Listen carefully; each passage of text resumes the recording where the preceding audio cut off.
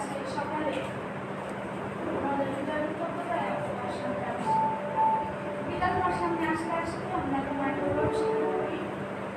ধন্যবাদ দিই আমাদের জীবনে আরেকটি সকাল থেকে সুযোগ দিয়েছ। এবং পিতা আমাদের যা কিছু আছে তোমার সামনে আসতে বাধা দেয় তা পিছনে ফেলে তোমার সামনে পবিত্রতায় আরাধনা প্রশংসা আমরা আজকে আজকে পবিত্র আত্মা তোমার উপস্থিতিতে আমাদের পবিত্র করে। আমরা একসঙ্গে তোমার প্রশংসা আরাধনা করতে করতে আমাদের জীবনে তোমার ইচ্ছা কি তা বুঝতে পারি। আজকে সকালে গান গাইতে চাই, আসো আমরা তাহার আবাসে যাই, তাহার পাদপীঠের পরিমাণ।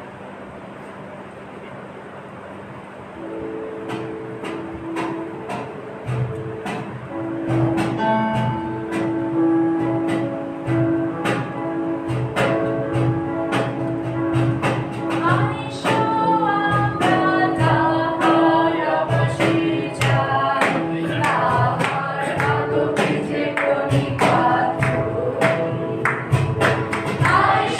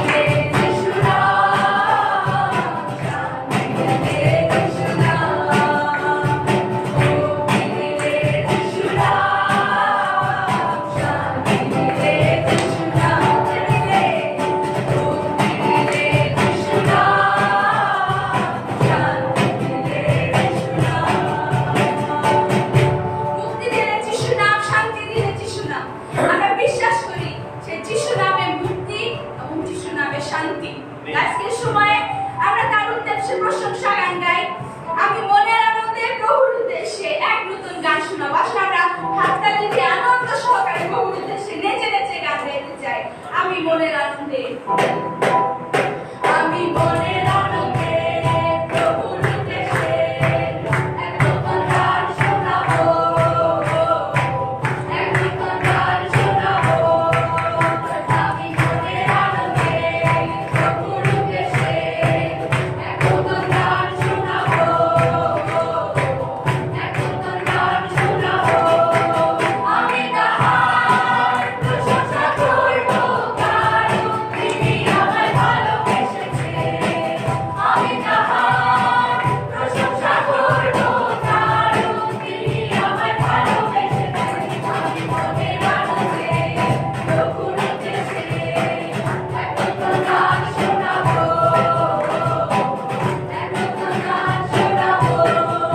আমি তাহার প্রশংসা করব, কারণ তিনি আমায় ক্ষমা করেছেন। আমি তাহার প্রশংসা করব, কারণ তিনি আমায় ক্ষমা করেছেন। আমি মনের আনন্দে প্রভুর উদ্দেশ্যে এক নতুন গান শোনাবো, এক নতুন গান শোনাবো। আমি তাহার প্রশংসা করব, কারণ তিনি আমায় সুখী করেছেন। আমি তাহার প্রশংসা করব, কারণ তিনি আমায় সুখী করেছেন।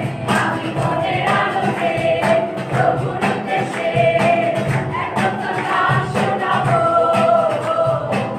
এক নতুন গান শোনাবো।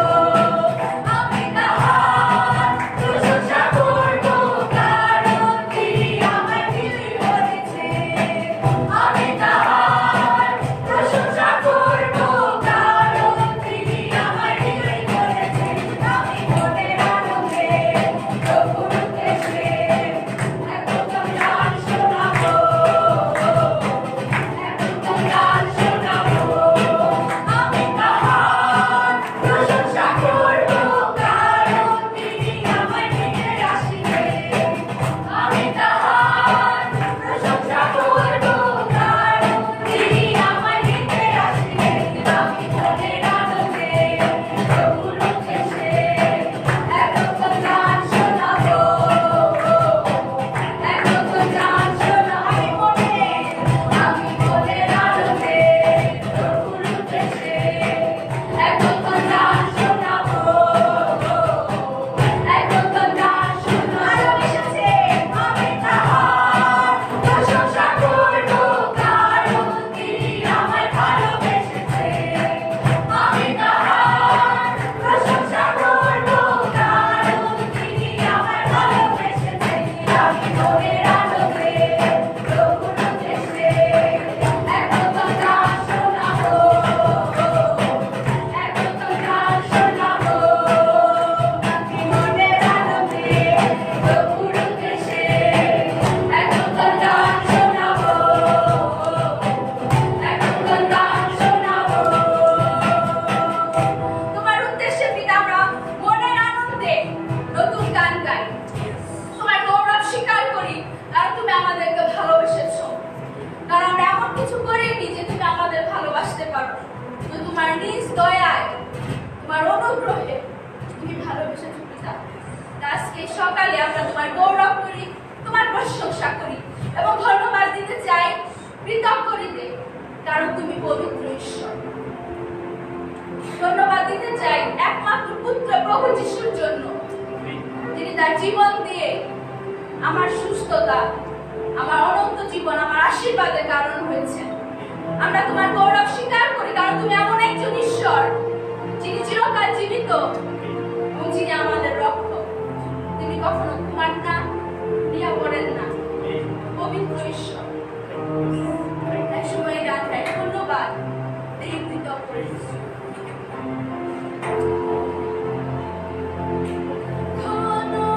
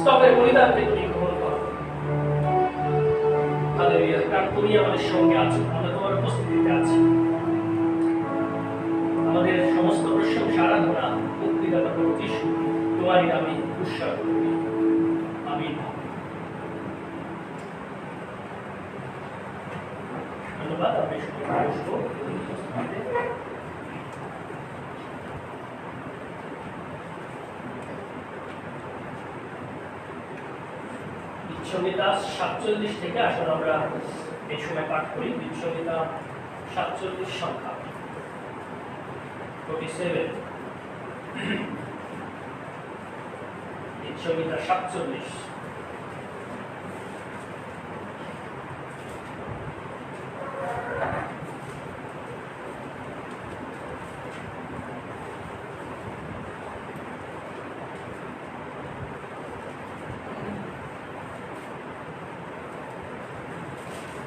47 গীত পাঠ করছি।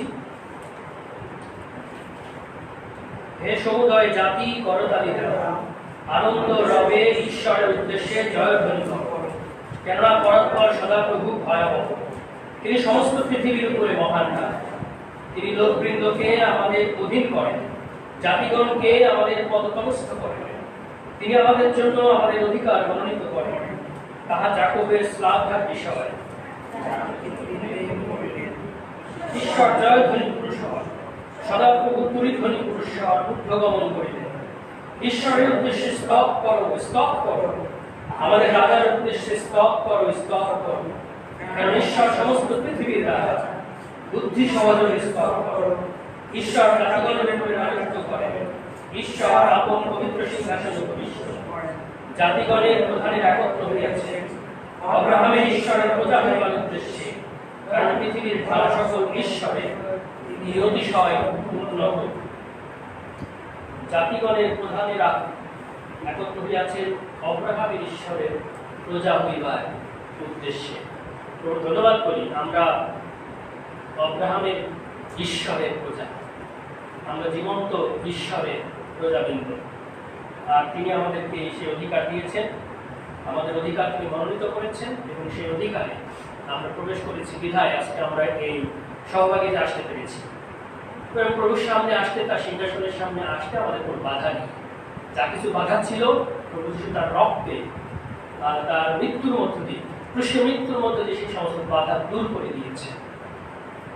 আমাদের পাপ তুলে নিয়েছেন, আমাদেরকে সূচি পবিত্র করেছেন। সেই জন্য আমরা উপস্থিত হতে পেরেছি। যারা আজকে সকালে আমাদের সাথে উপস্থিত হয়েছেন, আমরা জানি যে সারা পৃথিবীতে করোনা ভাইরাসের বিষয়ে আমরা সতর্ক আছি, আতঙ্কিত আছি। অনেক মানুষ মারা গিয়েছে এবং এখন অনেক মানুষ আক্রান্ত আছে। প্রতিনিয়ত প্রার্থনা চলছে, কিন্তু সংকটে এখনো কোনো আমরা কুল কিনারা দেখছি না। কিন্তু আমরা একটা আশা দেখছি যে আমাদের ত্রাণকর্তা প্রভু যিশু আছেন, তিনি আমাদের রক্ষা করছেন।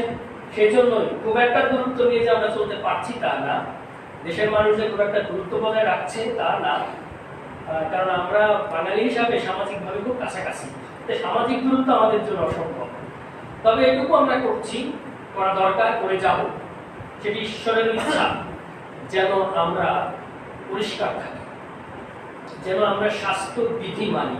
এটি শুধু করোনাকালীন ঈশ্বরের ইচ্ছা তা নয়, অনন্তকাল ঈশ্বরের ইচ্ছা যেন আমরা পরিষ্কার থাকি, পবিত্র থাকি, পাক পবিত্র থাকি, যেন আমরা আমাদের শরীর, আমাদের দেহ, আমাদের মনকে নিষ্কলঙ্ক রাখি, এবং সেটি প্রভুর ইচ্ছা। এবং আমরা সেই পরিচ্ছন্নতা বজায় রাখছি। অনেকে মাস্ক পরে বসে আছেন, আমিও মাস্ক নিয়ে এসেছি, রাস্তায় পরে এসেছি, কিন্তু এখন করতে পারছি না। প্রফেশনাল পরে মাস্ক পরব। যথারীতি আমরা হ্যান্ড ওয়াশ রেখেছি, আমাদের হ্যান্ড র্যাপ রয়েছে, এবং আমি জানি অনেকের পকেটেও রয়েছে। আমাদের সেন্টার একদম পকেটে করে এনেছে। যদি থাকে ছোট ছোট বোতলে রাখেন, ছোট একটা পকেট স্প্রে দিয়েছে। এছাড়াও আমার আরেকটা আছে। যত সময় পাই ঘরে থাকি, বাইরে যাই, কিছুক্ষণ পর পর আমরা যাতে নিজেদের পরিষ্কার রাখি, পরিষ্কার পরিচ্ছন্নতার মধ্যে দিয়ে আমরা সুরক্ষিত থাকি অনেক রকম রোগ জীবাণুর হাত থেকে। শুধুমাত্র করোনা ভাইরাস না, ভাইরাসের অভাব নেই। কত ভাইরাসের ছড়াইছি আছে আমরা সবার নাম জানি না। এখন শুধু আমরা বিশ্বব্যাপী করোনার নাম জানি। অনেক ভাইরাস আছে, সব ভাইরাস থেকে আমাদের সুরক্ষিত থাকতে হবে। বিশেষ করে পাপ ভাইরাস থেকে বেশি সুরক্ষিত থাকবে, সবসময় সুরক্ষিত। আমি ধন্যবাদ দিই আপনাদেরকে, এর মধ্যেও ঝুঁকি নিয়ে প্রভুকে ভালোবেসে তার গৃহে আপনারা এসেছেন। এই গ্লোবাল অ্যাসেম্বলির পক্ষে আপনাদেরকে অনেক শুভেচ্ছা, কৃতজ্ঞতা, অভিনন্দন জানাচ্ছি, খ্রিস্টীয় ভালোবাসা করি। গত শুক্রবার থেকে আমরা মণ্ডলীতে একসাথে হচ্ছি এবং ঘোষণা করছি, এবং রোববারও আমরা করেছি যথারীতি। প্রতি শুক্রবার সকাল 9টায় এবং রোববার সন্ধ্যা 6টায় উপাসনা হবে। মাসের প্রথম শুক্রবারে প্রভুর ভোজ, দ্বিতীয় রবিবারে প্রভুর ভোজ হবে, দেওয়া হবে। এবং আমাদের আশুলিয়াতে সহ বাংলাদেশের অন্যান্য সমস্ত চার্চে উপাসনা শুরু হয়েছে। আশুলিয়াতে বিকেল 5টায় এবং রবিবার সকালে উপাসনা হয়ে থাকে। সেখানেও যারা আশেপাশে থাকেন যোগ দিবেন, যেন আমরা যত পারি, আমরা যতবার পারি যেন উপাসনায় যোগ দিই, তার সামনে আসি, তার সাথে আমরা গমনাগমন করি। আসলে এই সময় আমরা আমাদের উপাসনা লাইভেও যাচ্ছে, যারা আসতে পারেনি, যারা দূরে আছে, ঢাকার বাইরে আছে, দেশের বাইরে আছে, তাদেরকে শুভেচ্ছা দিই। যারা আমাদের উপাসনায় যোগ দিচ্ছেন, শুনছেন, আমাদের উৎসাহিত করছেন, যারা মেসেঞ্জারে যারা কমেন্ট বক্সে তাদের প্রার্থনা লিখছেন, আমরা সেই প্রার্থনাও করছি, প্রভু উত্তর দিচ্ছে। আসলে আমরা এই সময় প্রার্থনার বিষয় শুনি এবং আমরা প্রভুর কাছে আমাদের বিনতি প্রার্থনা তুলে তুলি। যদি আপনাদের প্রার্থনা বা ধন্যবাদের বিষয় থাকে আপনারা এই সময় উল্লেখ করতে পারেন। কিছু সময় আমরা প্রভুর সাথে প্রার্থনায় যাব। আমি ধন্যবাদ দিতে চাই যে গত ফেব্রুয়ারি থেকে এই পর্যন্ত কোনো উপাসনায় যেতে পারিনি। নয় আমাকে শুকিয়ে গেছে। আমি অফিসে যাচ্ছি, আমি জানি না যে আপনাদের এখানে আমি অফিসে যাচ্ছি, গান শুনে আমি আসছি। আচ্ছা, প্রেজ দ্য লর্ড। আমি ঈশ্বরকে ধন্যবাদ দিতে চাই যে বলতো তখন আমি চিন্তা করলাম যে অফিস বা আমি উপাসনা যাব, বস যা বলে করতে। যাই হোক, আজকে সেই প্রভুর কাছে কৃতজ্ঞতা স্বীকার করতে চাই যে তার সেই দয়া এবং ভালোবাসা বিশেষ করে আমার জন্য প্রার্থনা করবেন। আমি দীর্ঘ সেই ফেব্রুয়ারি থেকে এই পর্যন্ত আমরা অবশ্যই যেতে পারিনি। শুধু করোনা ভাইরাসের জন্য আমার শারীরিকভাবে অসুস্থ বিষয় দেখে যাবেন, আমার হাড়ের সমস্যা, লিভারের সমস্যা, বড় বড় রোগ যে কটা আছে আমরা আছি। আমার জন্য প্রার্থনা আমি যে প্রতিষ্ঠানের সঙ্গে আছি এডিপি পরিবার ডেভেলপমেন্ট প্রজেক্ট, আমাদের 4 নম্বর অফিস 6 নম্বর রোডে, যারা সেই আমাদের সব মিশনারি চলে গেছে বিটুল দাদা, না দাদা এই তো আমাদের 4 নম্বর বিটুল দাদা, মিশনারি সব চলে গেছে দেশে। সেই ফেব্রুয়ারি মাসে আমি সেই কিন্তু প্রতিভাগা আমাদের সেই দায়িত্ব দিয়ে গেছে এবং আগামী মাসে 21 জন পরিবার সেই হেড অফিস থেকে যেতে পারবে বাংলাদেশে। আগামী মাসে 25 তারিখে ওরা আসবে। আমরা প্রার্থনা জানি করি না দেশের অবস্থা কি, এখন পর্যন্ত ফ্লাইট চালু হয় নাই, গতকাল পর্যন্ত বলতে পারি, কিন্তু জানি না কি হবে। ঈশ্বর যদি ঈশ্বরের সেই আমরা প্রার্থনা করে দেন, ঈশ্বর নিয়ন্ত্রণ করেন আপনারা সবকিছু। প্রার্থনা করুন জন্য তার প্রজেক্টের জন্য আমরা সাথীরা এবং সেই দিকে আমি গতকাল রাত্রে এখানে আসছি। সে অত্যন্ত দুর্গম অবস্থা, মানে মানুষের সবাই গেছে দাদা একেবারে পানিতে। আমরা 100 বস্তা চাল দিয়ে এসেছি আর 20 বস্তা চিরা, কিছু মানে না। দক্ষিণ এলাকায় যারা পানিবন্দী আছে, বিশেষ করে পানি দিতে পারছে, উত্তরে কিছুটা কমেছে। আমি প্রার্থনা করি যেন প্রভু নিয়ন্ত্রণ করেন দক্ষিণেও। সেই অঞ্চলে যারা আশীর্বাদ আমরা আবার প্রস্তুতি, আমাদের সেই প্রস্তুতি আছে। আমরা 200 বস্তা চাল দিয়ে আমরা প্রস্তুতি যেতে চাই, যারা কোনো সাহায্য এবং সেখানে অনেক প্রস্তাব ঠিক মতো আসলে গরিবদেরকে আমরা দিতে পারতেছি না। এই মেম্বার চেয়ারম্যান তারা আসলে হসপিটাল করে, এমনকি আমাদের সেই থানার সহায়তা নেওয়া যাই হোক সেই সন্তানদের জন্য বিশেষ করে সেটা কাজা না কোনো কি দুর্গম অবস্থা। আচ্ছা, আমি বুঝতে পারছি। প্রার্থনা করি যেন সেই এলাকায় যে ত্রাণ সামগ্রী যোগান দিচ্ছেন এই ভাইয়েরা, তারা সাহায্য করছেন যেন সঠিক লোকেরা পায়, সঠিকভাবে পায়। দরিদ্রদের কাছে যেন খাবার পৌঁছে, আমরা সেই জন্য প্রভুর কাছে রাখি, এটি আমাদের চাওয়া। অন্য কোনো বিষয়ে মাসিমা আসছেন কষ্ট করে, ধন্যবাদ জানাচ্ছি। আজ প্রায় 20 দিনের হয়ে গেছে, মাথা ঘুরলি মানে এমন যে ঘুরায় আমি বিছনা শরীর মনে হতে খাটার থেকে আমার এমন হচ্ছে। তারপরে যা হোক ওরকম ওই চারটা রান্না করি খাই। চাকরিটা চলে যাওয়ার পরে থেকেই আমার মনে হয় যেন আমার এই অবস্থা। হ্যাঁ, তারপরে কালকে আমি যখন শুই তখন আমি ঈশ্বরে প্রার্থনা করে শুনলাম যে ঈশ্বর তুমি যদি আমার সহায় থাকো তাহলে আমি কালকে কাছে যাবো, আর যদি আমাদের দায়িত্ব না দাও তাহলে আমি দায়িত্ব পাবো। কারণ এত দূরে আমি যদিও আমার ছেলে আমার সাথে আসবে, হ্যাঁ গরমের থেকে আমার ওই মাথার ঘুরলিটা শরীর দুর্বলতা মানে যেন তারাই থাকতে পারে, তা সেখানে এত দূর আসা তো সম্ভব ঈশ্বর আমাকে সে সুযোগ দিচ্ছে। এমনকি আমাদের সকালবেলা উঠে আমি শেষে রনিরে ডাকতেছি না, রনি তো আমরা দিতে যাবো, কারণ আমার শরীরটা অনেক ভালো আমি আসতে পেরেছি, এর জন্য ধন্যবাদ দেবেন।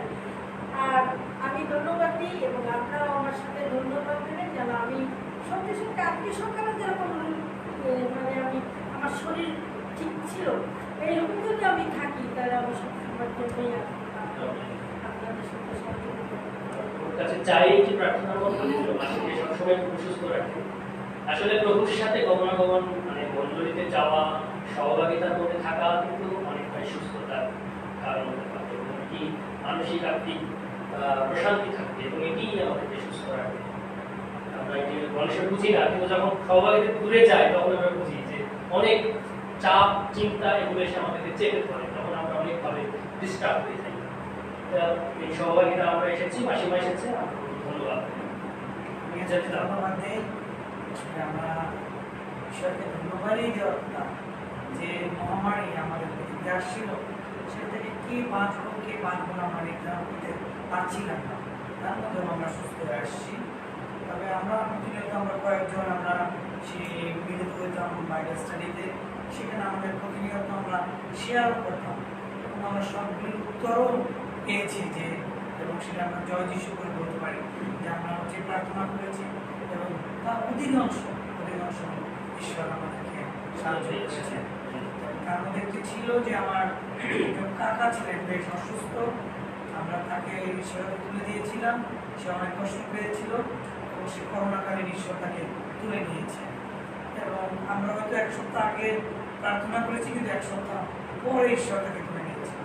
একই রকম আজকে আমি প্রার্থনা চাই আমার কাকিমাও সেরকম, এবং ঈশ্বর যেন তার পাত্রে সুখ তুলে নেয়। সেও অনেক প্রচন্ড কষ্ট পাচ্ছে। আমরা সবাই মিলে বিশেষ করে বাবুদা, আশিকদা, আমরা অনেকবার এই বিষয় নিয়ে, অনেকের অসুস্থতা নিয়ে, জীবনের চাওয়া নিয়ে আমরা প্রার্থনা করেছি, ঈশ্বর উত্তর দিয়েছে। আজকে চাই তার কাছে যে তাকে এই কষ্ট থেকে মুক্তি দেওয়ার জন্য এবং তাকে ঈশ্বর আজকে তুলে নেওয়ার জন্য।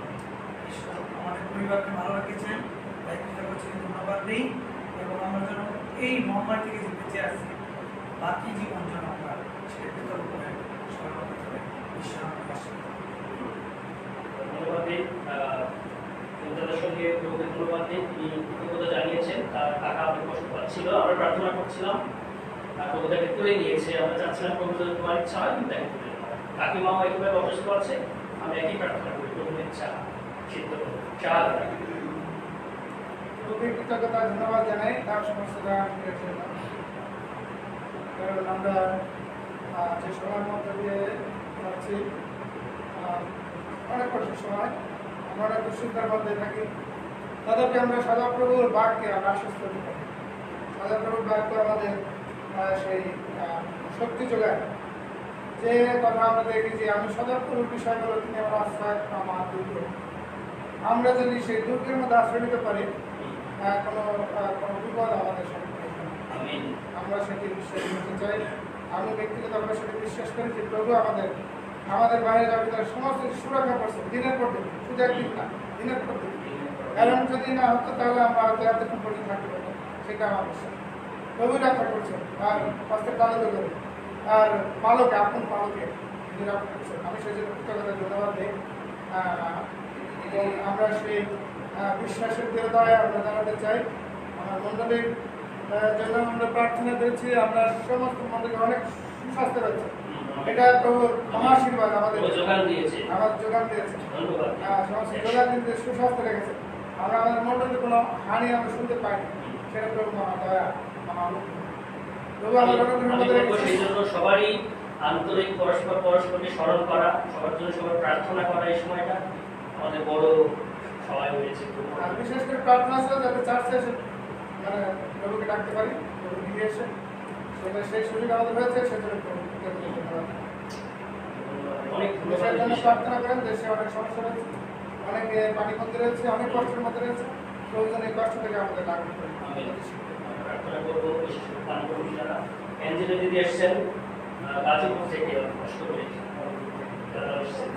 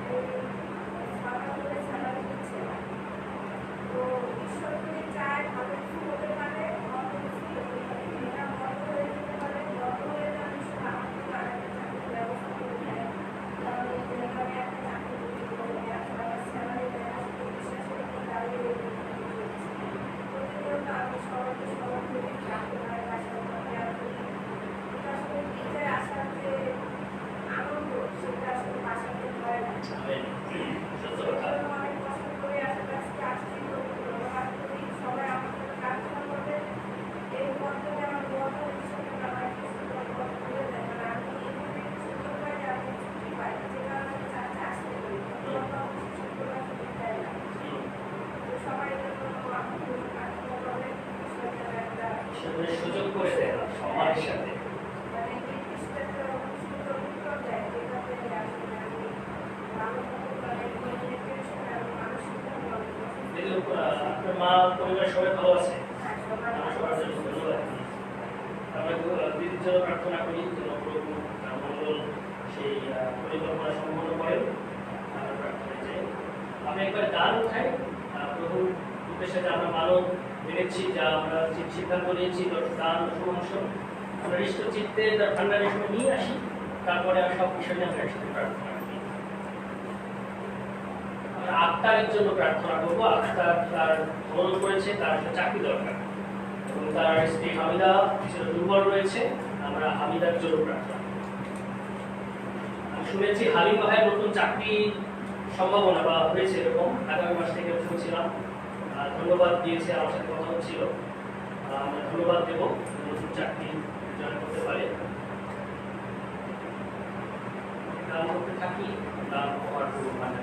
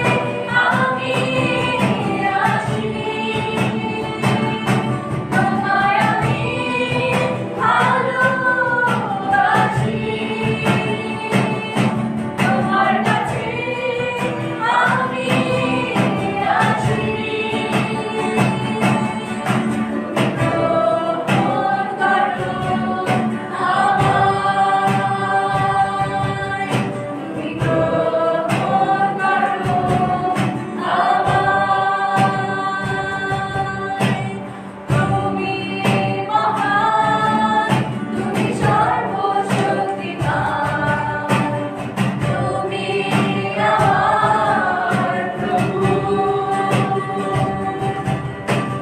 তুমি দাতা, তুমি আশীর্বাদ দাতা, তুমি আমার প্রভু।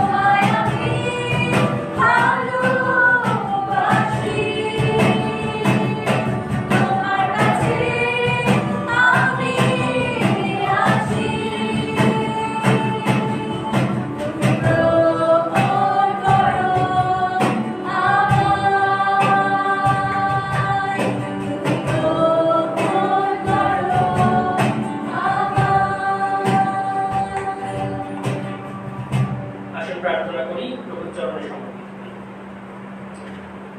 মহান স্বর্গস্থ পিতা, আমাদের বেহেশতি আব্বা, তুমি পবিত্রময়, তুমি ধর্মময়, তুমি ন্যায়বান, তুমি সর্বশক্তিমান খোদা। আমরা তোমার চরণে এসেছি, তোমার পুত্র যীশু খ্রিস্টের নামে বিশ্বাসে আমরা তোমার সামনে উপস্থিত হয়েছি। আমরা তোমার সমস্ত প্রতিজ্ঞা স্মরণ করি। প্রভু, তুমি আমাদেরকে সেই নিশ্চয়তা দিয়েছ যেন আমরা তোমার নামে যা কিছু চাইব, প্রভু তুমি আমাদেরকে তাই দিবে। প্রভু, তুমি প্রার্থনা করতে আমাদেরকে আহ্বান করেছ, শিখিয়েছ, যেন আমাদের প্রয়োজনীয় উপকার আমরা তোমার কাছ থেকে চেয়ে নিতে পারি, যেন প্রার্থনার মধ্য দিয়ে প্রতিনিয়ত আমরা তোমার সঙ্গে থাকতে পারি। আজকে তোমার গৃহে আমরা উপস্থিত হয়েছি, এক সহভাগীতে উপস্থিত হয়েছি, তোমার সিংহাসনের সামনে এসেছি প্রভু। আমরা আমাদের ধন্যবাদ নিয়ে, আমাদের কৃতজ্ঞতা নিয়ে, আমাদের হৃদয়ের প্রশংসা গৌরব তোমাকে দিতে চাই। এই সময় তুমি আমাদের বাঁচিয়ে রেখেছো প্রভু। সারা পৃথিবী যখন সংকটাপন্ন, দেশ যখন সংকটাপন্ন, প্রভু আমরা এই ঝুঁকির মধ্যেও তোমাকে ভালো আছি, সুস্থ আছি। তুমি যোগান দিচ্ছ, আমাদের বাঁচিয়ে রেখেছো, তুমি নিরাপত্তা দিচ্ছ, আমাদের ভিতরে আসা বাহিরে যাওয়া রক্ষা করছো। আমাদের ভাই বিটুল দাদার সঙ্গে আমরা ধন্যবাদ করি, সে দৃষ্ট চিত্তে তোমাকে ধন্যবাদ জানিয়েছে, কৃতজ্ঞতা জানিয়েছে, তুমি তাকে সুরক্ষা করছো প্রভু। তোমার উপাসনায়, তোমার মন্দিরে প্রভু, তোমার সেই তোমার গৃহে এসে উপস্থিত হয়েছে, তোমার সম্মুখে এসেছে তোমাকে সম্মানিত গৌরবান্বিত করতে। তার যে প্রভু কাজ রয়েছে প্রভু, সে দক্ষিণ এলাকায় প্রভু যে সমস্ত বিষয় সে তোমার সামনে উল্লেখ করেছে, তোমার সাহায্য চেয়েছে প্রভু, তুমি তাকে আশীর্বাদ করো, সুস্থ রাখো। তার শারীরিক যে অসুবিধাগুলো রয়েছে বলেছে প্রভু, তুমি তাকে স্পর্শ করো, তুমি আরোগ্যকারী সদা প্রভু, তুমি সমস্ত রোগের প্রতিকারক সদা প্রভু। আমরা তোমার কাছে এই ভাইকে রাখি, তোমার সন্তানকে তোমার হস্তে রাখি, তোমার বাধ্যতায়, তোমার পরিচালনায়, তোমার অনুগ্রহের মধ্যে সে যেন গমনাগমন করতে পারে প্রতিনিয়ত তোমার বিশ্বাসে। দিয়াবলের সব ধরনের চাতুরি হতে রক্ষা করো। তার যে পরিচর্যা রয়েছে সেই পরিচর্যায় তুমি সাহায্য করো, পরিচালনা দান করো। সেই বিদেশি ভাইয়েরা যারা প্রভু আসতে পারছেন এখনো, সেই দেশের পরিস্থিতি প্রভু, পৃথিবীর পরিস্থিতি তুমি উন্নত করো, তুমি নিয়ন্ত্রণ করো, যেন ফ্লাইটগুলো স্বাভাবিক হয়, অন্যান্য দেশি বিদেশি সবাই যেন যাতায়াত করতে পারে এবং সুরক্ষিত থাকতে পারে, এবং এই দেশে যেন তোমার রাজ্য ধার্মিকতার কার্য আরো বৃদ্ধি পেতে পারে। আমরা যিশু নামে দাবি করছি প্রভু।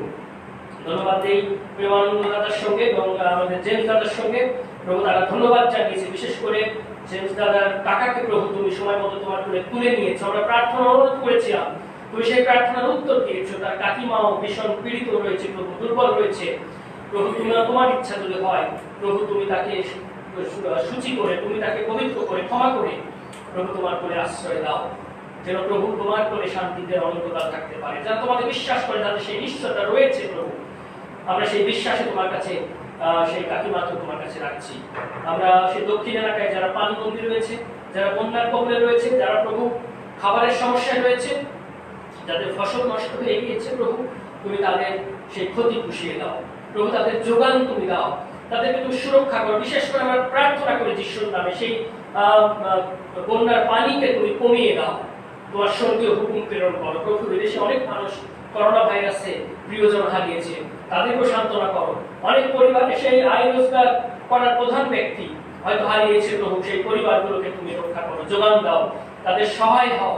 এবং যারা আক্রান্ত রয়েছে রোগে প্রভু, হয়তো অনেকে হসপিটালে রয়েছে, অনেকে পরিবারে রয়েছে, তুমি প্রত্যেককে সুরক্ষা করো প্রভু, সুস্থ করো, এই দেশকে আরোগ্য করো প্রভু। এই দেশের সমস্ত প্রশাসনিক, সমস্ত মানুষের আর্থিক নৈতিক অবস্থাকে তুমি উন্নত করো। লোকদের হৃদয়ে তুমি কথা বলো, তোমাকে ভয় করতে, তোমাকে মান্য করতে, তোমার বাধ্য হতে আমাদের শিখাও প্রভু।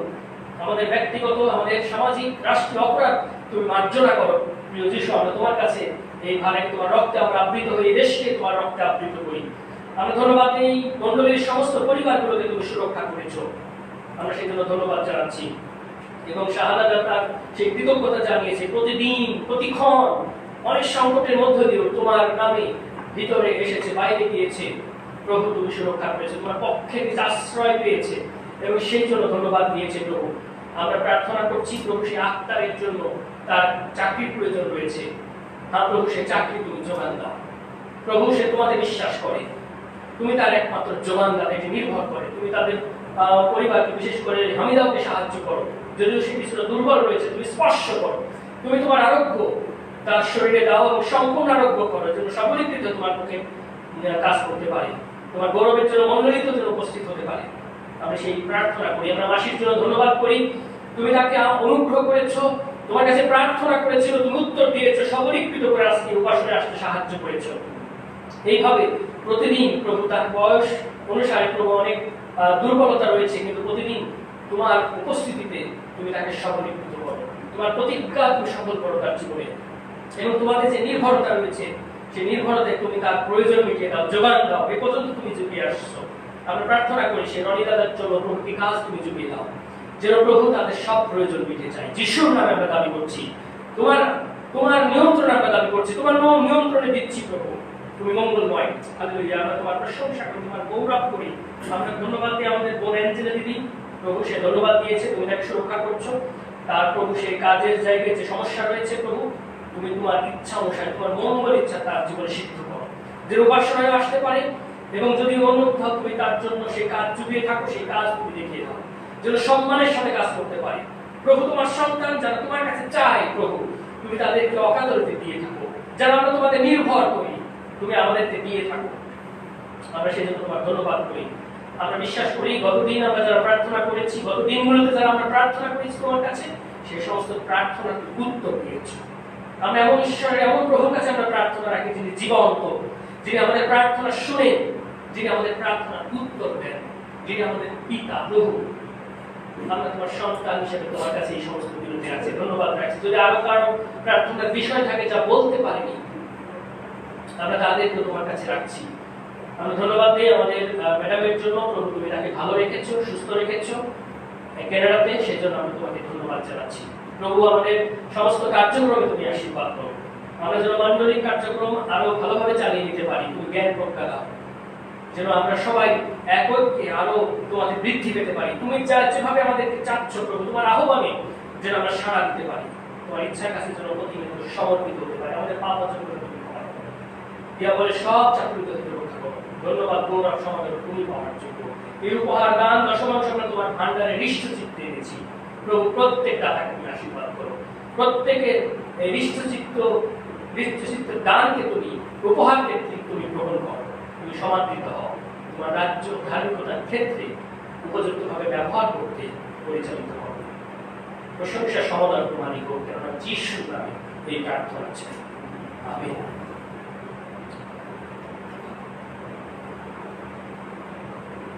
ধন্যবাদ করি। আমরা এই সময় তার বাক্যে যাই। আমরা প্রতিলিখিত সুসমাচার তার 8 অধ্যায় থেকে আমরা পাঠ করতে চাই। পদ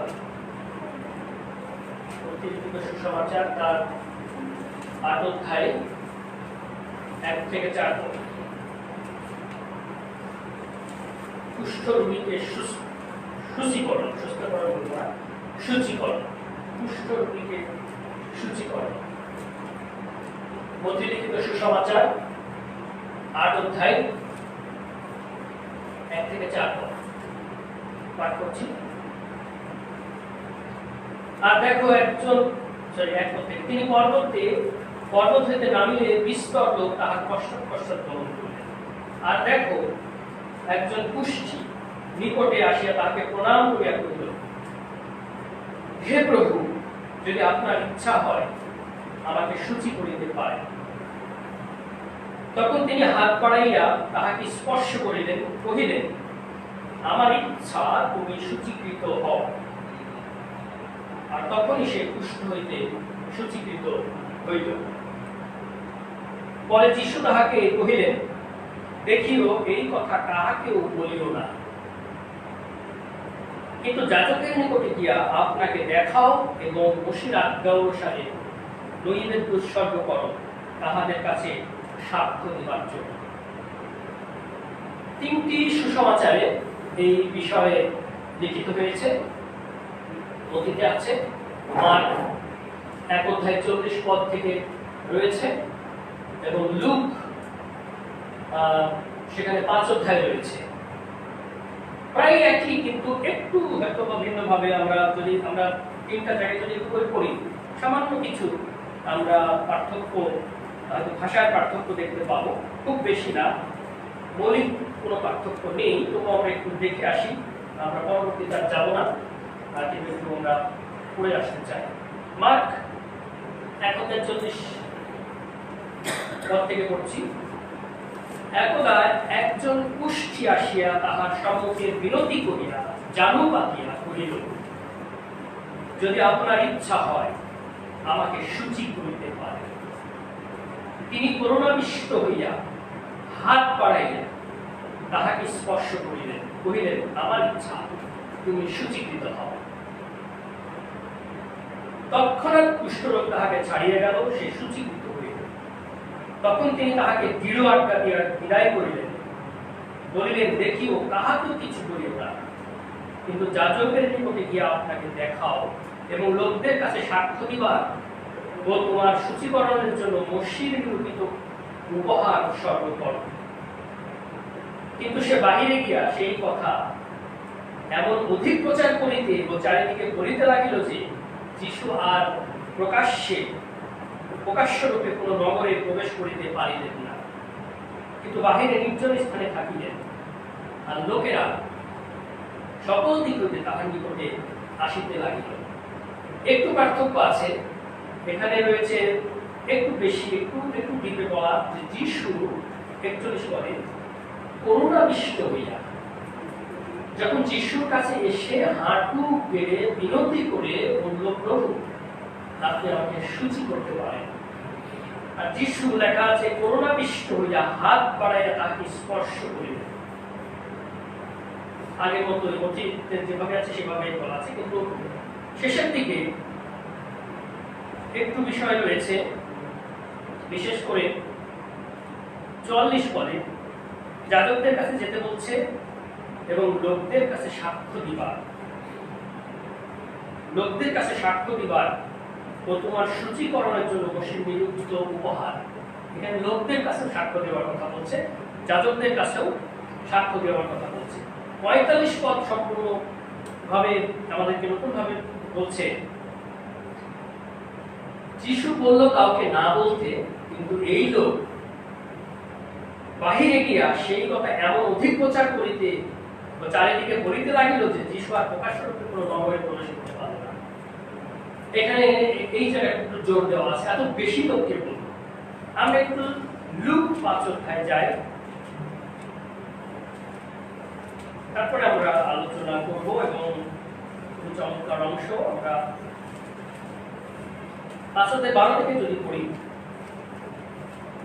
একদা তিনি কোন নগরে আছেন, এমন সময় দেখো একজন সর্বাঙ্গ পুষ্ট সে যিশুকে দেখিয়া উপুড় হইয়া পড়িয়া বিনতি পূর্বক বলিল, প্রভু যদি আপনার ইচ্ছা হয় তবে আমাকে সূচি করিতে পারে।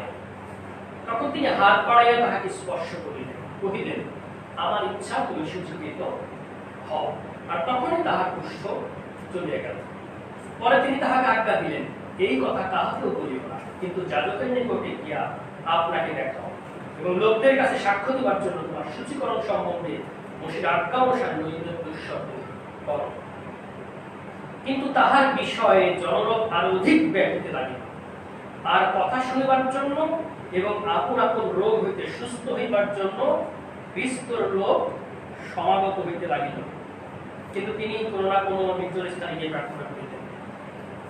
আমরা এখানে দেখি যে লোকদের কাছে আরো ব্যাপকভাবে প্রচারিত হলো এবং লোকেরা হয়তো যিশু নগরে যেতে পারলো না, লোকেরা যিশুর কাছে আসতে থাকলো।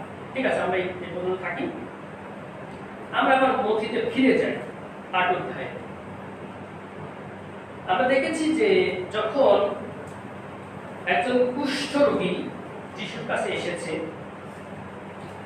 এবং সেই রোগী যিশুর কাছে কোথাও লেখা আছে উপর হয়েছে, কোথাও লেখা আছে জানু পেতেছে, কোথাও লেখা আছে বিনতি করেছে, এবং সব মিলাই যদি একসাথে নেই তাহলে এরকম যে একজন কুষ্ঠ রোগী সুস্থ হওয়ার জন্য, একজন রোগীর বাঁচার জন্য, পৃথিবীতে একজন মানুষের বাঁচার জন্য যত রকম আকুতি থাকা দরকার, যতটুকু তার আগ্রহ থাকা দরকার, যিশুর কাছে এসে তার সবটুকু সাধ্যমতো তিনি করেছেন। প্রশ্ন হচ্ছে, কেন যিশুর কাছে এত আকুতি মিনতি করবে? এই একটি বিষয়। এবং আমি যখন ইংরেজিতে দু একটা ভার্সন থেকে পড়ছিলাম, একটা ভার্সন আমি আসলে লিখে নিয়ে এসেছি, আমার ভালো লাগছে এইভাবে। এই লোক তিনি এইভাবে বলেছেন যে 2 পদটা এইভাবে লেখা আছে, and behold a leper came up to him and prostrating himself worshipped him, saying, Lord, if you will,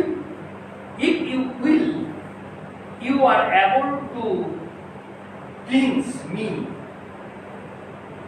by curing me. এই লোক স্বীকার করেছে যে আপনি ইফ ইউ আপনি যদি ইচ্ছা করেন, ইফ ইউ উইল আপনি যদি ইচ্ছা করেন, ইউ আর অ্যাবল, এটা আপনি পারেন। আমি বলতে চাচ্ছি যে কেন যিশুর কাছে, অন্য কাছে না, ডাক্তারের কাছে না।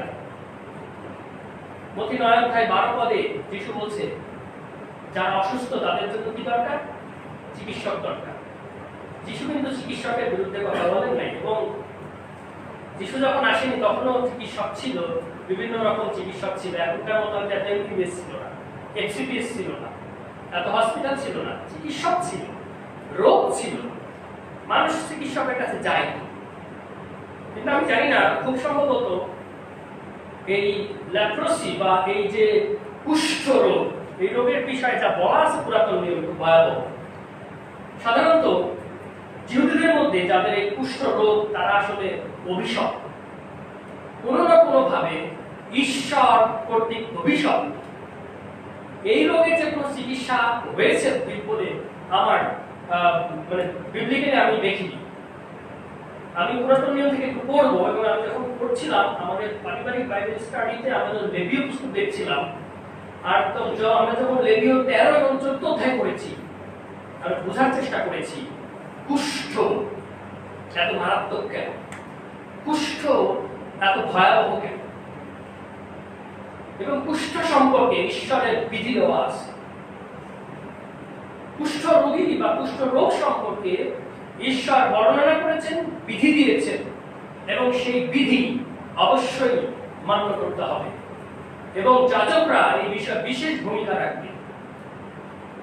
স্বাভাবিকভাবে তাই কুষ্ঠরোগী, একজন কুষ্ঠরোগী বা চর্মরোগ, কুষ্ঠরোগ মানে শুধু যে মানে যে কুষ্ঠ, যেটি দ্বারা যেটি হলে শরীরের মাংস পচে পচে যায়, সারা শরীরে পচন ধরে, মাংস খুলে পড়ে, দুর্গন্ধ ছড়ায়, যেটি সমাজে কোনো জায়গায় এই রোগ গ্রহণযোগ্য না, এই রোগী গ্রহণযোগ্য না। এবং ইসরায়েলদের মধ্যে তো এই রোগীকে সমাজ থেকে বাইরে বের করে দেওয়া হয়, সে অসুচি, অপবিত্র হিসাবে তাকে ঘোষণা করা হয়। আমি একটু পড়তে চাই, লেবিও আমার সঙ্গে যদি একটু যান। আমি যখন পড়েছি আমার কাছে আসলে খুব নিষ্ঠুর মনে হয়েছে যে লেবিওতে বিশেষ করে 13 অধ্যায় 1 থেকে 8 যদি পড়ি, লেবিও 13 অধ্যায় 1 থেকে 8, যদি আমি সব পুরাতন নিয়মের পুস্তকগুলো পড়তে ভয় পাই, সব বোঝানো মুশকিল, বোঝাও মুশকিল, তাই খুব বেশি বুঝাইতে পারবো না। লেবিও 13 অধ্যায় পর থেকে বলছে, আর সদাপ্রভু মোশে ও হারুনকে কহিলেন, যদি কোনো মনুষ্যের শরীরে চর্মের শোধ কিংবা পামা কিংবা চিহ্ন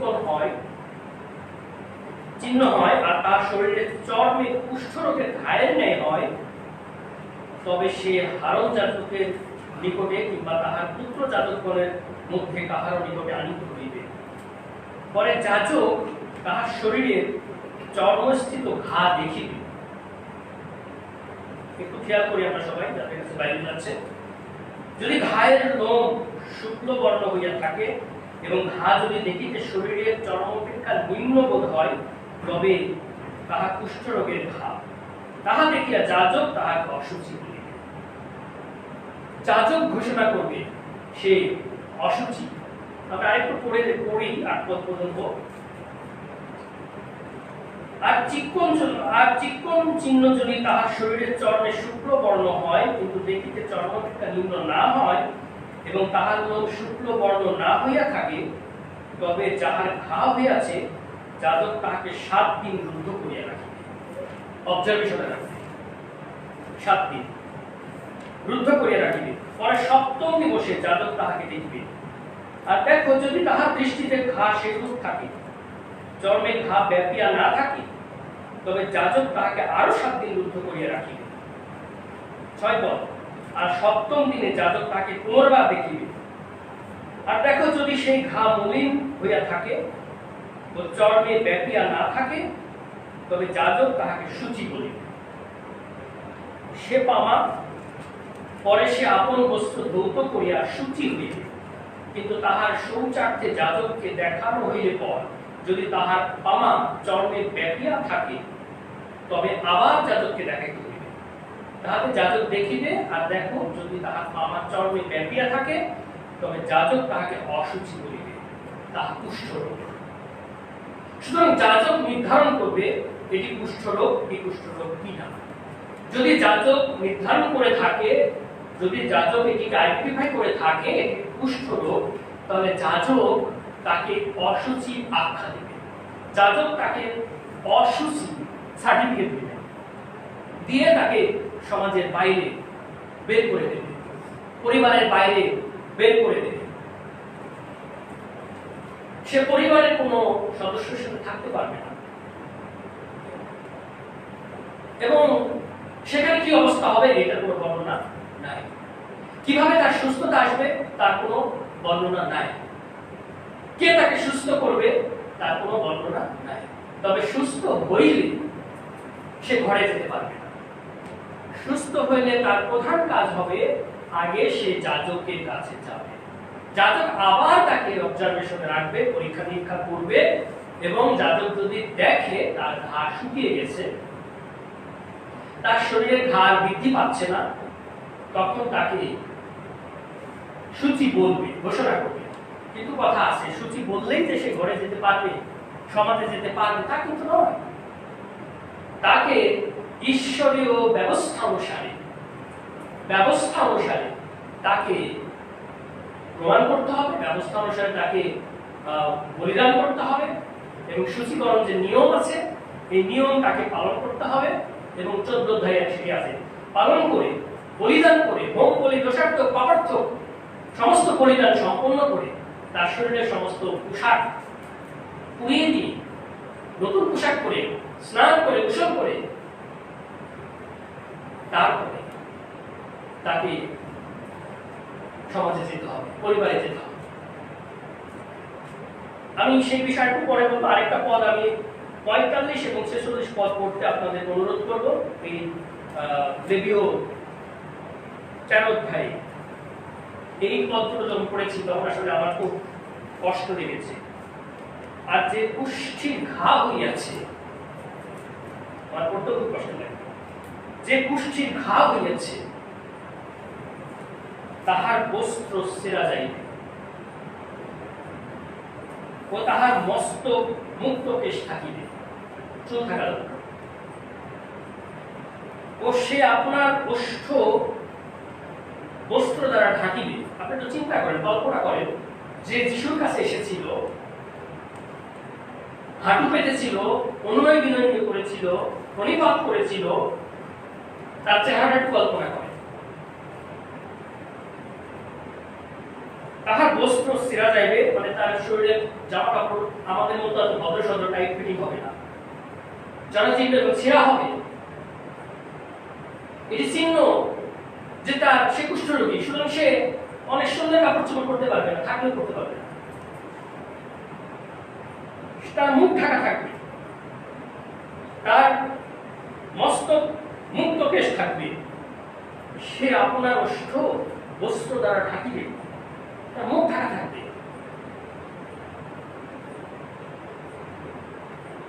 এবং এই অবস্থায় সে নিজেই বলবে, সে আপনার বস্ত্র দ্বারা ঢাকিয়া অশুচি এই কথা বলবে, এই শব্দ বলবে। একজন ব্যক্তি সে রোগে আক্রান্ত, সে সমাজচ্যুত, পরিবারচ্যুত, সে ঘায়ের ব্যথায় কাতরাচ্ছে, তার মস্তক মণ্ডিত হয়েছে, তার বস্ত্র ছেঁড়া হয়েছে, আবার নিজের মুখে যখন সেটা বলবে আমি অশুচি, সেই অশুচি কথাটা নিজেই প্রচার করবে। অশুচি শব্দটা কিন্তু খুব খারাপ, অপবিত্র, আমি পাপী, আমি অভিশপ্ত, আমাকে কেউ ছিল না, আমার কাছে কেউ আসো না, আমার কাছ থেকে সবাই দূরে থাকো, এই বিজ্ঞাপনটা সে নিজেই দেবে। অদ্ভুত করুন একটা ব্যাপার। আমি বিশ্বাস করি যারা প্রভু যিশুতে বিশ্বাসী, আমরা বিশ্বাসীরা, মানুষের করুণ আত্মস্বর আমরা আমাদের কর্ণে নেব, আমাদের হৃদয়ের মধ্যে নেব। প্রভু যিশু এই করুণ আত্মস্বরটা তিনি শুনেছেন, এজন্য লেখা আছে তিনি করুণাবিষ্ট হয়েছে। সেজন্য আমি 3টা সুসমাচার থেকে পড়েছি। এই করুণ আত্মস্বর, আসলে আমি যখন পড়ছিলাম তখন আমি মসজিদে আসি নাই, কিন্তু আমার সাথে প্রভু কথা বললেন এই অংশ। আমি আসলে এখানে পড়তে পড়তে এই করুণ চিত্রটা আমি তুলিকে বলছিলাম এটা পড়া যায় না। আমরা যখন আলোচনা করছিলাম বলছিলাম এটা আসলে পড়া যায় না, এত কষ্ট, এত খারাপ ভাবে একজন কুষ্ঠরোগীকে সমাজে যে কয়দিন বাঁচে এমনি তো মানসিক ভাবে সে মারা যায়, যে নিজে ঘোষণা করছে আমি অসুচি, আমাকে কেউ ছুঁয়ো না, আমি অপবিত্র, আমি পাপী, আমি অভিশপ্ত, এবং তাই মনে করা ব্যবস্থা অনুসারে। আপনারা জানেন যে মসির আপন ভাই বোন না হারুন এবং মরিয়ম যখন মসির বিরুদ্ধে তারা কথা বলেছিল, ঈশ্বরের বিরুদ্ধে কথা বলেছিল, ভগবানের বিরুদ্ধে কথা বলেছিল, এবং তারা কুষ্ঠরোগে আক্রান্ত হয়েছে। ঈশ্বরের বিচার, অভিশাপ তাদের উপরে নেমে এসেছিল এবং তারা বুঝতে পেরেছিল তারা অসুচি হয়ে গেছে। ঈশ্বর তার বিচার তাদের উপরে, তার ক্রোধ তাদের উপরে নামিয়ে দিয়েছে। ঈশ্বর সন্তুষ্ট হননি তাদের উপরে, সঙ্গে সঙ্গে তারা ঈশ্বরের কাছে ক্রন্দন করেছিল এবং ঈশ্বর তাদেরকে আবার সূচি করেছিল। এখানে যে শব্দটা এসেছে সুস্থ করা, সূচি করা, যদিও এখনকার সময়ে কুষ্ঠরোগের চিকিৎসা আছে, কুষ্ঠরোগের ওষুধ আছে, সরকারিভাবে বেসরকারিভাবে বিভিন্ন এনজিও মিশন কুষ্ঠরোগের চিকিৎসা করে। আমি বলবো যে এটা একটা নোংরা রোগ এবং নোংরা রোগ দেরি হয়। মনে প্রাণে যারা নোংরা তাদেরই কি হতে পারে, এমনকি বাইবেলে বলছে কারো কারো ঘরেও কুষ্ঠরোগ হয়। আমি এটা পড়ে বলা হচ্ছি না, আপনার 14 অধ্যায় পড়বেন পাবেন, আমি এখন বলছি না সময়ের অভাবে। ঘরেও কুষ্ঠ হয়, পোশাকেও কুষ্ঠ হয়। তারপরে আমি বুঝতে পারছি যে যাদের ঘর বাড়ি নোংরা থাকে, বিশ্বাসীদের ঘর বাড়ি বিশ্বাস নোংরা থাকবে না, আমেন। বিশ্বাসের জামা কাপড় নোংরা থাকবে না, আমেন। যদিও যারা বেশি জিন্সের প্যান্ট পরে আমার সন্দেহ হয় বেশি ধোয় না, মাঝে মধ্যে মনে হয় জিন্স প্যান্টেই যেন কুষ্ঠ হয়েছে। আবার কোনো জিন্সের কালার দেখলে এরকম মনে হয় জায়গায় জায়গায় কুষ্ঠ, আসলে কালার। সুতরাং এই রোগী, কুষ্ঠ রোগী যেভাবে নিজেকে আবিষ্কার করেছে, তার অসহায়ত্ব, তার অসুচিতা, তার ত্যায্যতা, এই অবস্থায় যখন তারা যিশুকে জানতে পেরেছে, যিশু সম্পর্কে জানতে পেরেছে, তখন তারা তাদের একমাত্র সম্বল হিসাবে, একমাত্র সহায় হিসাবে, শেষ ভরসা হিসাবে তারা যিশুর কাছে এসেছে এবং যিশুকে এই বলে অনুনয় বিনয় করেছেন, প্রভু। শুধু অনুনয় বিনয় করে নাই, তারা উভর হয়েছে, প্রণিপাত করেছে, ওয়ার্শিপ করেছে, প্রভু বলে স্বীকার করেছে। আপনি শুধু সুস্থ নয়, সূচি করতে পারেন। কেন? কারণ ব্যবস্থা আমরা যখন পড়েছি, ব্যবস্থাতে অসুচি বলা হয়েছে, কাউকে সূচি কিভাবে হবে এটা বলা হয়, মানে সুস্থ কিভাবে হবে এটি বলা হয়। ব্যবস্থায় খালি আইডেন্টিফাই করার কথা বলা হয়েছে, কিভাবে সে কুষ্ঠরোগী হিসাবে চিহ্নিত হবে, কুষ্ঠরোগী হিসাবে চিহ্নিত হবে সেটি বলা হয়েছে।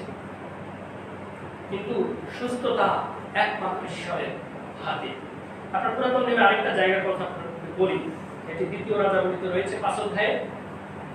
নামান নামে একজন, না, আরাম রাজের প্রধান সেনাপতি, তিনি দেশ জয়ী এবং তিনি বিজয়ী সেনাপতি, কুষ্ঠরোগ।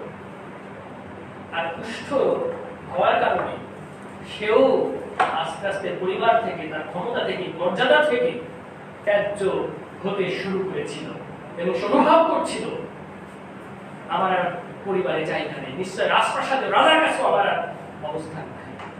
যখন একজন জিহুদি সেই বালিকা সেই পরিবারে পরিচারিকার কাজ করত, সে বলল আমার প্রভু যদি গিয়া ইসরায়েলের ভগবানের কাছে যায়, একজন ভগবানী আছে তার নাম ইলিশাই, তার কাছে যদি যায় তিনি সুস্থ হয়ে যাবেন।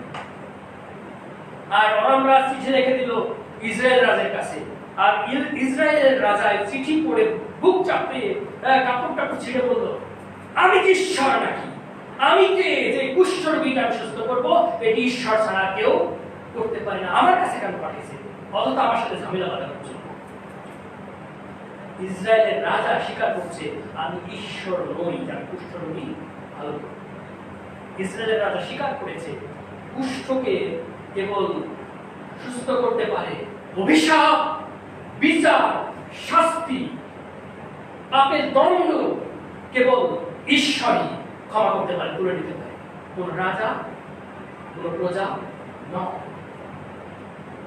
এবং এই কুষ্ঠরোগী যখন যিশুর কাছে আসলো, এই বিশ্বাস করে তাকে প্রভু বলল, আপনি পারেন এবং আপনার ক্ষমতা আছে, এটা আপনার পাওয়ার আছে, আপনার ভিতরে যে সুচিতা আছে, যে ধার্মিকতা আছে, যে পবিত্রতা আছে, এটি আমাকে পবিত্র করতে পারে। এখন খেয়াল করছেন যে যিশু কিন্তু এই কুষ্ঠরোগীকে স্পর্শ করেছেন। ব্যবস্থা অনুসারে কুষ্ঠরোগীকে স্পর্শ করা নিষেধ। আপনারা কি কখনো খেয়াল করেছেন? অবশ্যই করেছেন যে একজন প্রদর রোগগ্রস্ত মহিলা ভিড় ঠেলে এসে যিশুর কাপড় স্পর্শ করেছিল, অর্থাৎ যিশুকে স্পর্শ করেছিল। প্রদর রোগগ্রস্তরাও অসুচি, এমনকি সন্তান প্রসবকারিণী মায়েরাও 7 দিন অসুচি থাকে, জানেন? অসুচি। মৃত ব্যক্তি, ডেড বডি অসুচি, জানেন? যিশু এই সবগুলোকে স্পর্শ করেছে। একবারও যিশু অসুচি হন নাই, জানেন? একবার অসুচি হন নাই, কারণ তিনি প্রভু। আমরা স্পর্শ করলে অসুচি হয়ে যাই। ব্যবস্থা অনুসারে কোন মৃত ব্যক্তিকে স্পর্শ করলে একজন ব্যক্তি অসুচি হয়ে যায়। কোন কুষ্ঠরোগীকে স্পর্শ করলে সে অসুচি হয়ে যায়। সন্তান প্রসব করেও একটা অদ্ভুত লাগে। অসুচিতার যদি একটু ব্যাখ্যা দিতে পারতাম সময় থাকলে, অসুচিতার ব্যাখ্যা হচ্ছে ঈশ্বরের পরিকল্পনা অনুসারে যা সংগঠিত হয় নাই, যা হয় না, যা ঈশ্বরের বাইরে, ঈশ্বরের ইচ্ছার বাইরে পরিচালিত হয়, তার সবই অসুচি। এবং লেবীয় পুস্তকে আরো জানতে পারা যায় কোন খাবার অসুচি, কোন পশু অসুচি, সমস্ত কিছু জানা যায়। ঈশ্বর তার ইচ্ছা প্রকাশ করেছে। ঈশ্বর যেদিন বলেছে মানুষকে ওই ফল, সৎ জ্ঞান দেওয়া ফল খাবে না, খেয়েছে, মানুষ অসুচি হয়েছে। মানুষের বলেছে নারীর গর্ভবেদনা বৃদ্ধি পেয়েছে। আগে বলা ছিল বহুবংশ হও, প্রজাবন্ত হও, কিন্তু এখন একজন বাচ্চা হইলেও কি নারী অসুচি থাকে? এই বিধান ছিল না। ঈশ্বরের ইচ্ছার বাইরে যে কাজ করেছে, তার যে শাস্তি নেমে এসেছে, সেটা অসুচি। আর যিশু সেটাকে স্পর্শ করলেন, কারণ তিনি প্রভু। আমাদের প্রভু এমন পবিত্র, এমন ন্যায্য, তার কাছে সমস্ত অসুস্থতা গিয়ে তাকে অসুচি করে না, বরং তার সুচিতায়, ধার্মিকতায় আমরা সকলে ধার্মিক হয়ে যাই। এই পৃথিবীর সমস্ত পশু পাখিদের রক্ত, একজন মানুষকে, সমস্ত পশু পাখিদের রক্ত একজন মানুষকে শুচি পবিত্র করতে পারে না। যিশুর এক ফোঁটা রক্ত আমাদের অনন্তকালীন সুচিতা এনে দেয়। আর সেই প্রভুকে প্রভু বলে স্বীকার করলেন এবং তার চরণে পড়লেন এবং বললেন যে হে প্রভু, যদি আপনার ইচ্ছা হয়, যদি আপনার ইচ্ছা হয়,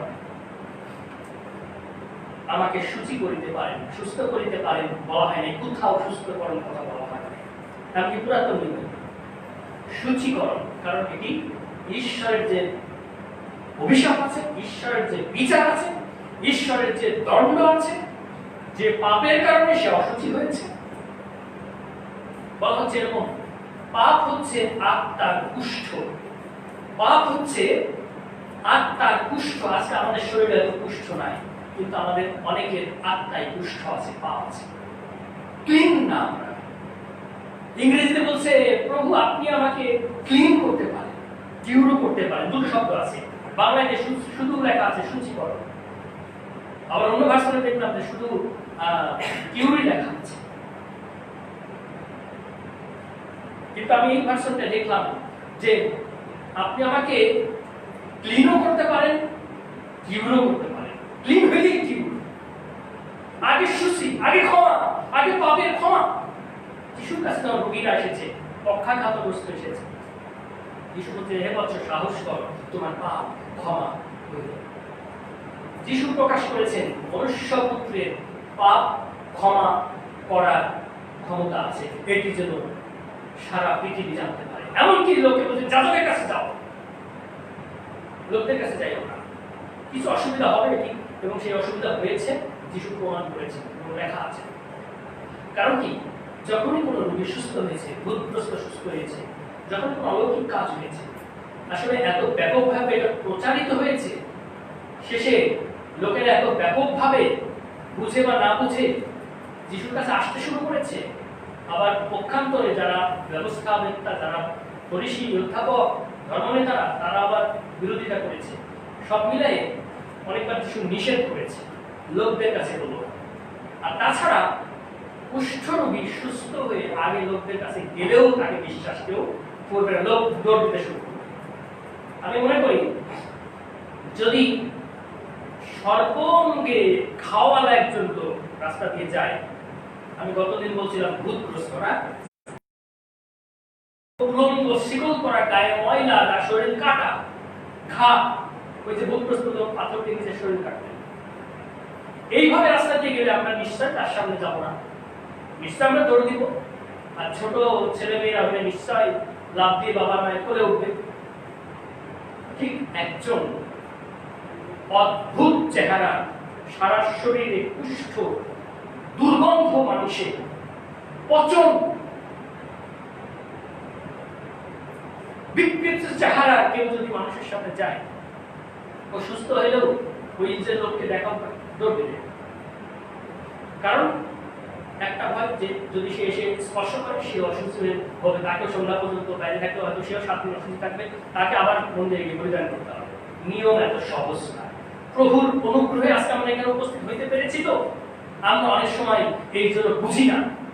যারা ব্যবস্থার মধ্য দিয়ে আসছে, যারা ব্যবস্থার মধ্য দিয়ে ঈশ্বরের কাছে উপস্থিত হয়েছে, তারা বুঝে বলিদান কারে কয়, খরচ কারে কয়, নিয়ম কারে কয়, ঈশ্বরের ভয় শাস্তি কারে কয়।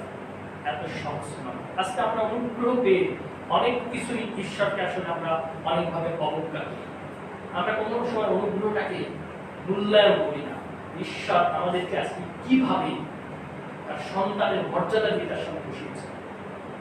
এই ভাই, এই কুষ্ঠরোগী ভাই, সে যেভাবে অনুরোধ করেছে তার একটি শেষ ভরসা যে প্রভু মশিহু, দায়ুক সন্তান, রাজা আমাদের, তিনি প্রকাশিত হয়েছেন, তিনি পারেন, তাকে অনুরোধ করুন। আসলে ডাক্তারের কাছে গেলে না সব রোগ খুলে বলতে হয়, ঠিক না? ডাক্তারের কাছে গেলে সব রোগ খুলে বলতে হয়, যে রোগ খুলে বলে না তার চিকিৎসা পুরোপুরি হয় না। আমার শাশুড়িকে একবার ডাক্তারের কাছে একটা মজার কথা বলি। ওই বাড়িধারাতে নাম করা ডাক্তার ওহাব, আমাদের সিনিয়র পালকের প্রিয় ডাক্তার, আমিও যাইতাম মাঝে মধ্যে। আমার শাশুড়িকে নিয়ে গেলাম, আমি গাড়ি করে যাচ্ছি, বলছি মা আপনি মুখস্থ করতে করতে যান আপনার রোগ কি কি আছে। ওনাকে যখন বলবেন দয়া করে এক নিঃশ্বাসে সব বলে দেবেন, ওই পাঞ্চি বানানোর মতো করে বললে কিন্তু আপনার চিকিৎসা হবে না। বলছে আচ্ছা ঠিক আছে, পেটে ব্যথা, মাথায় ব্যথা, গাড়ি ব্যথা, গ্যাস্ট্রিক সব মুখস্থ করবো।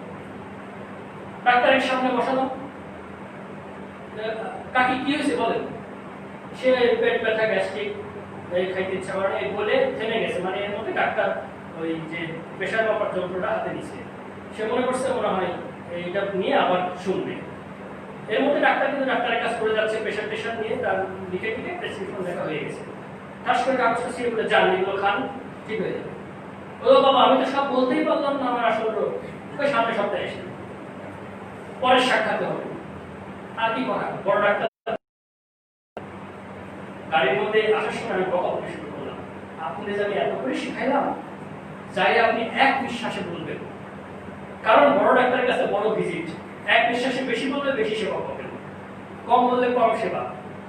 বুঝছে তো, আপনারা তো আসল রোগী বলতে পারেন। চলো যেমন এগুলো খায় আবার সামনে বার আসেন 1 মাস পরে।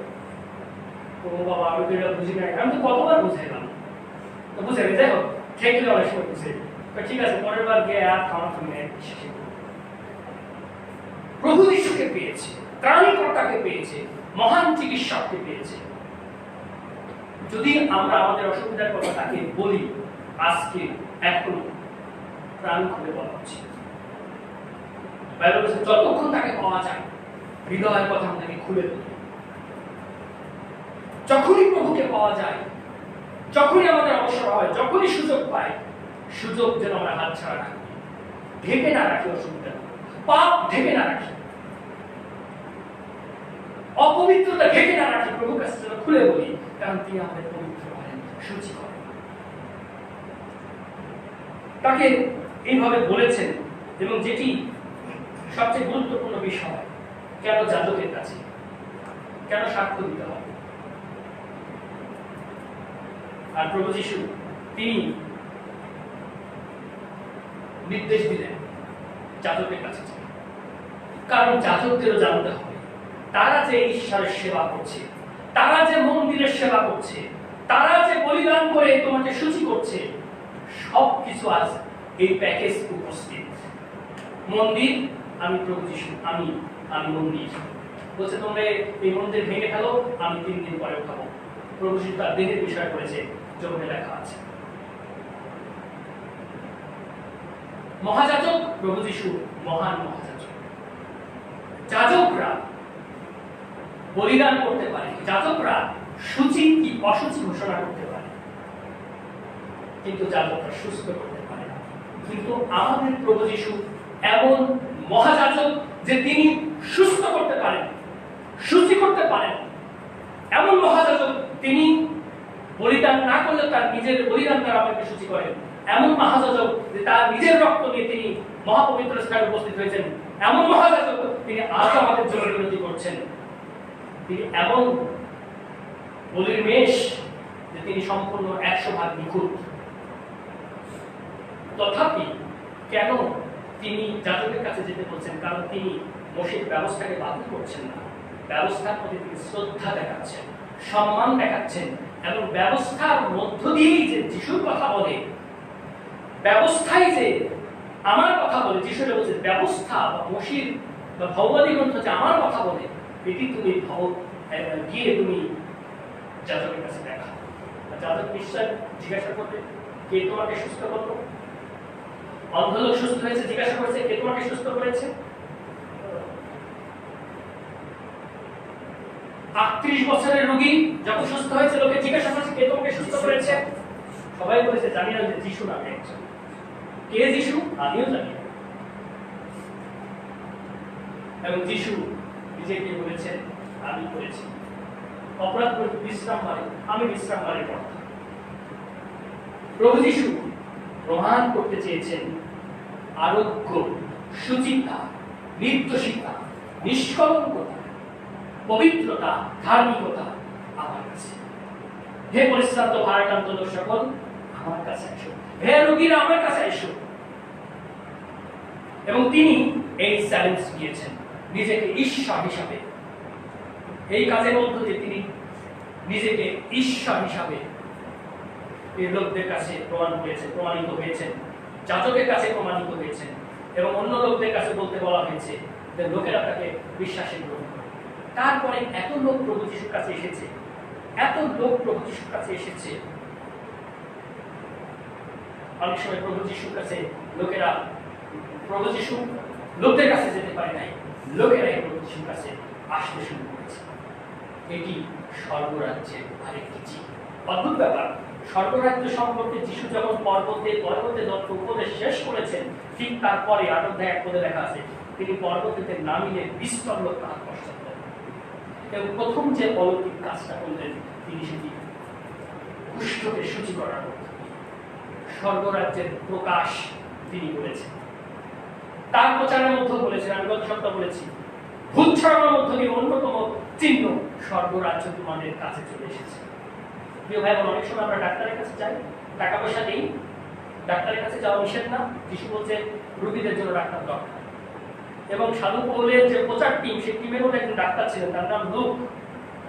কিন্তু আন্তরিক সুচিতা, আত্মিক যে সুচিতা, সেটি তো আর বিবেশ ডাক্তার পারে না, ডাক্তার লুকও পারে না। সেজন্য যিশুদের দরকার। ডাক্তার লুকও সেজন্য তার জীবনের শেষ পর্যন্ত তিনিও প্রভু যিশুকে লোকদের কাছে আত্মিক সুস্থতার জন্য পৌঁছে দিয়েছেন। আজকে আমাদেরকে ডাক্তারের কাছে যাওয়া নিষেধ না, আপনার টাকা থাকলে যান, আপনি ওষুধ খান, ওষুধ খাইয়ে অবশ্য শরীর ক্ষতি হয়। যদি বিশ্বাস থাকে আপনি সমস্ত রোগ যিশুর কাছে নিয়ে আসেন, তিনি ভালো করেন। যদি মনে করেন আপনার বিশ্বাসে দুর্বল থাকেন, ডাক্তারের কাছে যান। ডাক্তারের কাছে গেলে যিশু অপরাধ ধরে না, তবে আপনার আন্তরিক যে আপনার আত্মিক যে অসুস্থতা বা আত্মিক যে কুষ্ঠ, সেটির জন্য আপনাকে যিশুর কাছেই আসতে হবে। আর কোন পথ নাই। যাজকরা পথ না, বলিদান পথ না, বসির ব্যবস্থাও পথ না, বরং ব্যবস্থা একজন মানুষের জীবনকে আরো কঠিন করে তুলেছে। ব্যবস্থা মাংস দ্বারা দুর্বল হতে ঈশ্বর যা করিতে পারে নাই, রোমীয় 8:3 পদ, ঈশ্বর তার পুত্রকে আমাদের জন্য পাপার্থ বলিরূপে পাঠিয়ে দিয়ে সেই কাজ তিনি করেছেন। আমেন। এবং সেটিতে বিশ্বাসে আমরা আন্তরিক আত্মিক সূচি লাভ করেছি। একইভাবে এই কুষ্ঠরোগী তিনি সূচি হয়েছে। প্রিয় ভাই, মনে রাখি, দৈহিক সুস্থতার চাইতে আত্মিক সুচিতা প্রধান বিষয়। একজন দৈহিক সুস্থ মানুষ সে আত্মিক সূচি নাও হতে পারে, রুহানিক ভাবে সে পবিত্র নাও হতে পারে। অনেকে যে গান করে, দয়াল বাবা কিবলা কা মাইনা করে, আয়না বসাইয়া দাও, কালো পরিষ্কার করার কথা বলা হয়েছে। অন্য ভাষায় বলতে কালো পরিষ্কার করার কথা বলা হয়েছে। আপনার কালো কে ধুয়ে দেবে? কি এই পৃথিবীতে এমন আছে যে আপনার কালো, আপনার রূহ, আপনার আত্মাকে পরিষ্কার করবে? যদি থাকে দেখাতে পারেন, কিন্তু প্রভু যিশু সেই পরিষ্কারক হিসাবে। ইব্রিয়তে লেখা আছে, আমরা তো হৃদয় প্রক্ষণ পূর্বক শুচি হয়েছি। প্রক্ষণ মানে ধোয়া। আমরা তো হৃদয় ধুয়ে খ্রিস্ট কর্তৃক তার রক্ত দ্বারা আমাদের হৃদয় ধুয়ে আমরা পবিত্র হয়েছি। আসলে সেই পবিত্রতা নিয়ে আমরা অনেকের আশীর্বাদের কারণ হই, যে আমরা পবিত্র থাকতে পারি। আর প্রভু তিনি আমাকে সেই আহ্বান করেছেন, এবং আমরা অবশ্যই অনেকের সুচিতার কারণ হতে পারি। প্রভু তিনি সেই ব্যবস্থার যে বিশাল আমাদের উপর থেকে তুলে নিয়েছেন, এবং সেই তিনি তার এই লোকদের মধ্যে যে প্রমাণ করেছেন, সেই প্রমাণ আমাদের জীবনে থাকা উচিত, প্রত্যেক বিশ্বাসী জীবনে থাকা উচিত। যদি না থাকে, যদি আপনি অনুভব করেন যে আমার সুচিতার সমস্যা আছে, আপনি শেষ চান্স মনে করে যিশু পায়ের নিচে পড়ে যান। প্রকাশ্যে না করতে পারেন, কোথাও গিয়ে পড়েন ঘরের মধ্যে, প্রভুকে বিনতি করেন, আপনি আমার প্রভু, আপনি ত্রাণকর্তা, আপনি আমার শেষ ভরসা। চিকিৎসক মনে করে আপনি তাকে সবকিছু খুলে বলেন, আপনার দুর্বলতা, অবাধ্যতা, অসুচিতা। কারণ যিশু বলছে আমার ইচ্ছা, শেষ কথাটা বলি, যিশু বলছে আমার ইচ্ছা তোমরা সবাই সূচীকৃত হও। আমি পবিত্র, তোমরা পবিত্র হবে। আমার ইচ্ছা। প্রিয় ভাই বোন, প্রভু যিশুর ইচ্ছা আরেকবার আমরা আমাদের হৃদয়ের মধ্যে ধারণ করে যাই, যেন আমরা সবাই সূচীকৃত হয়ে তার সাথে গমনা করি, অসুচি হয়ে তার সাথে গমনা করি। ঈশ্বর আমাদের আশীর্বাদ। আসুন প্রার্থনা।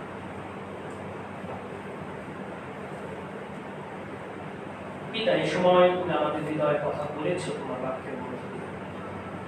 আমাদের প্রত্যেককে তুমি দেখিয়ে দাও আমাদের কোথায় কষ্ট আছে, আমাদের কোথায় অসুচিতা আছে। আজকে তোমার চরণে করতে সাহায্য করো, কারণ হয়তো আমরা আর সময় নাও পেতে পারি। কাল সন্নিকট, সময় খারাপ।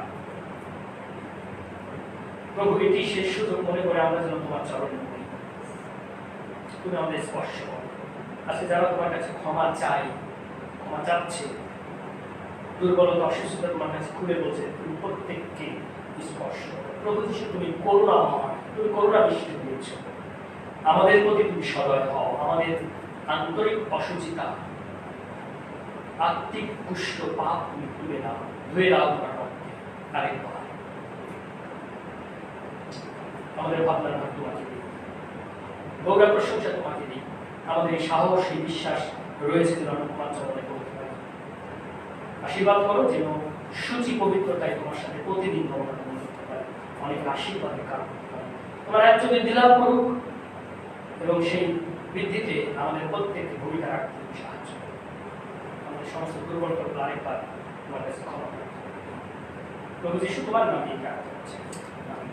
এখন পিতা ঈশ্বরের প্রেম, আমাদের প্রভু যীশু খ্রিস্টের মহান অনুগ্রহ, পবিত্র আত্মার পরিচালনা, শক্তি, সান্ত্বনা আমাদের সাথে সমস্ত খ্রিস্ট বিশ্বাসী বর্গের সহিত প্রভু যীশুর কিন্তু আগমন পর্যন্ত নিত্য নিত্য অবস্থিত করুক। আমিন। ধন্যবাদ সবাইকে, ভালো থাকবেন।